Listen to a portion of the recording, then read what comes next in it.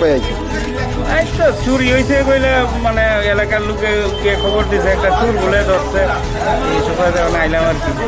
এটি তো শেষ রাসুর, এটি আসলে ফুটপাতে ঘুরে এটির তো কোনো মা বাবা কোনো নিশ্চয়তা নাই, কোনোটা মা আছে বাবা নাই, বাবা আছে মা নাই, এরকম এটি এরকম ছেলেরা এই বেশিরভাগ এরকম করে আর কি। কার বাড়িতে চুরি করেছিল সেই বিষয়ে জানেন কিছু? না আমি কারোর বাড়ির কেউ তো বলিও নি, এখানে ছেলেটাকে ধরে রেখেছে, এটা আমরা নিয়ে যাচ্ছি।